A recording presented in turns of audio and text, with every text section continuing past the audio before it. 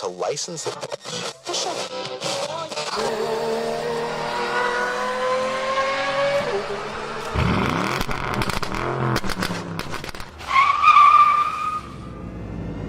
Meep, meep.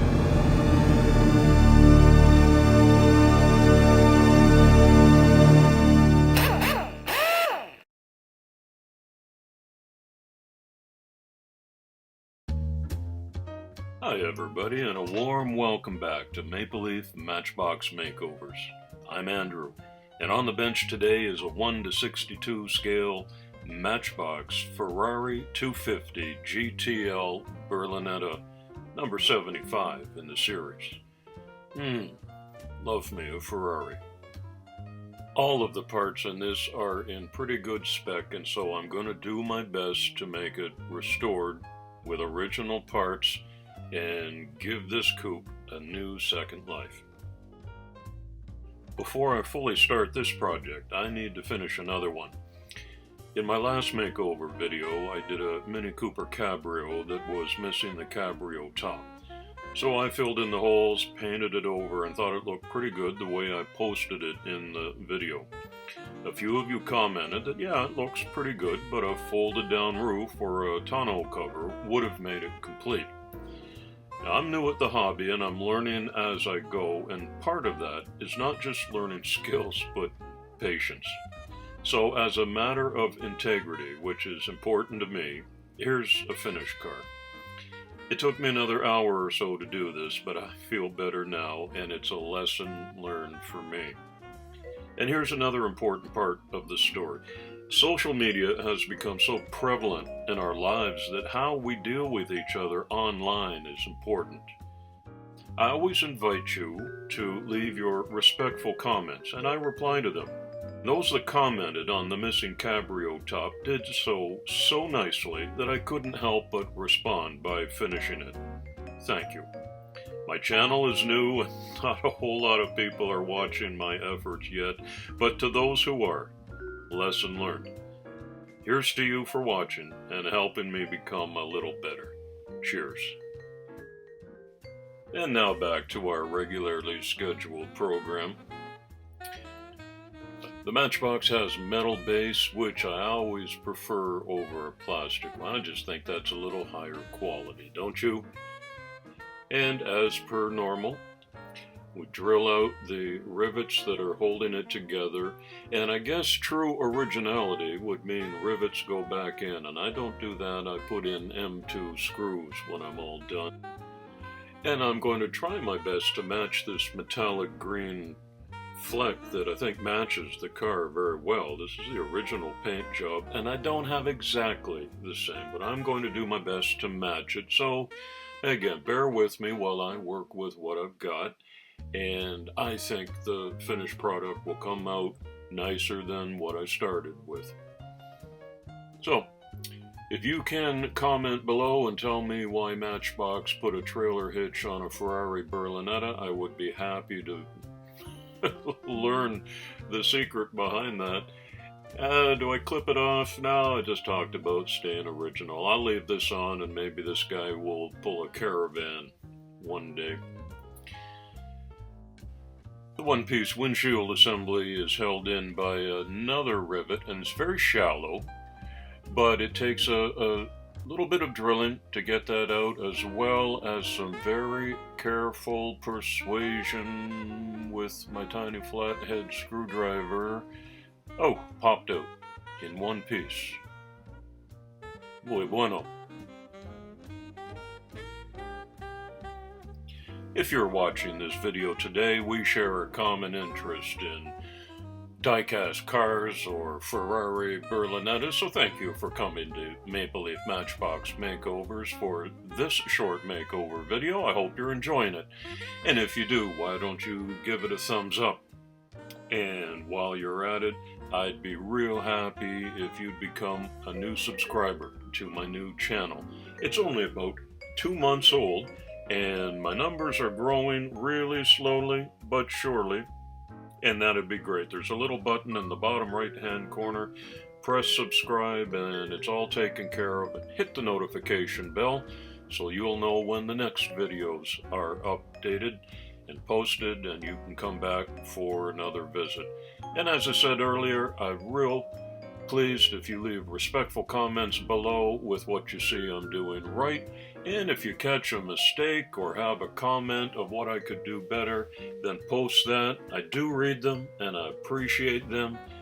And I hope you'll come back again real soon.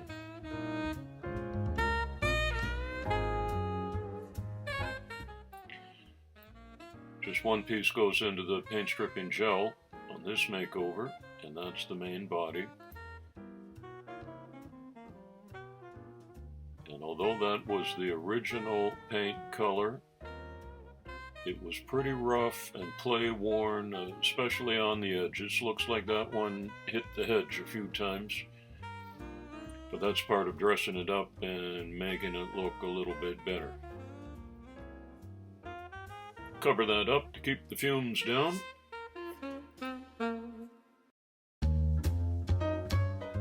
And when I return, it's nicely bubbled up, and that indicates to me that the paint is going to slide off pretty well. So, using my mother-in-law's toothbrush, I go to work on this, and yeah, not putting up too much resistance here. Now we get to see what the bare metal looks like, and there's some oxidization on this, some rough marks, residual paint in the detail lines. So I'll have to give some attention to this with my wire brushes and the very fine steel wool. Still waiting for the borders between Switzerland and Germany to open so I can get to the neighboring town of Weil am Rhein in Deutschland and pick up all of my Amazon mail order parcels. That'll be a great day. Because there's a Dremel 3000 in there somewhere, but I have actually enjoyed the satisfaction of working with the hand tools these past 2 months, waiting for my power tools to be restocked.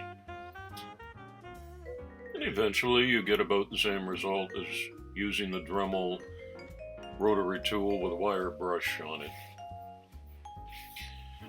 When I'm done, it looks like this, and that's not absolutely perfect, and it rarely is.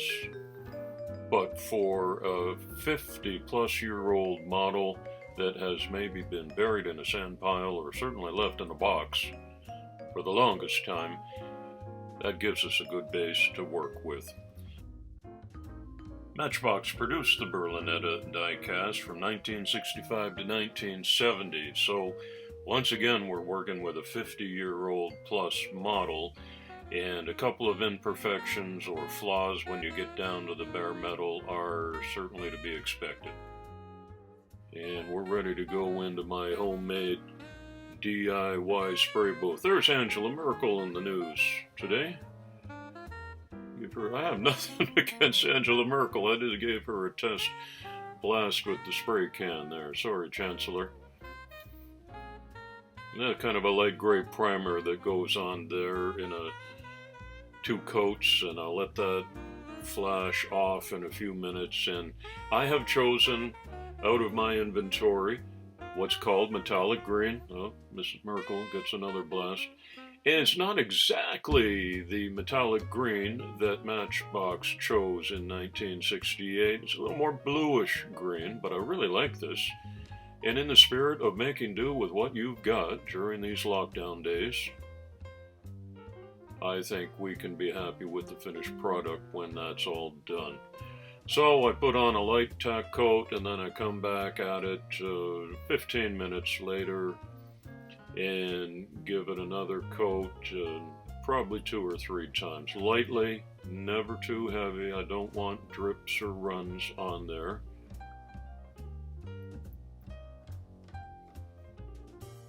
And I'm careful to get the undercarriage as well and all the little nooks and crannies. Best that I can do. Whoop, one more shot. And I get to cover it up with the lid that came with my 60-liter plastic tub to keep all the airborne impurities off. Sometime later, when things have dried up, It's reassembly time, and the trailer hitch has survived to pull another day. The suspension pops into the bottom as well. At some point off camera, I gave the tires a black wash to dress them up and a little splash of silver on those really nice original spoke wheels that I want to keep.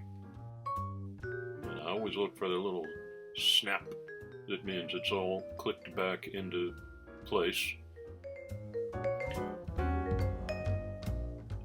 And 2 color-coordinated M2 size self-tapping screws go back in there to hold it all together.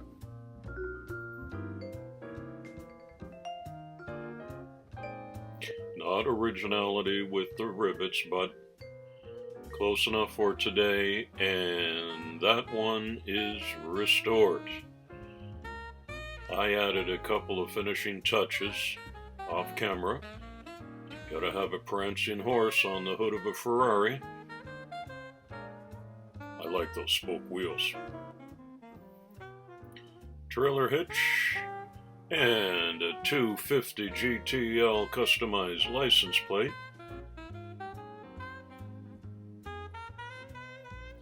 Grill got touched up, headlights, and less is more sometimes on these restorations, especially when you consider what we started with earlier. Really beat up. Well loved. Scratched and rubbed out. Nice. Okay, I'm happy with the color change, especially because it's a new paint job. And that's another restoration for the books. Thanks for visiting today. It's coffee time.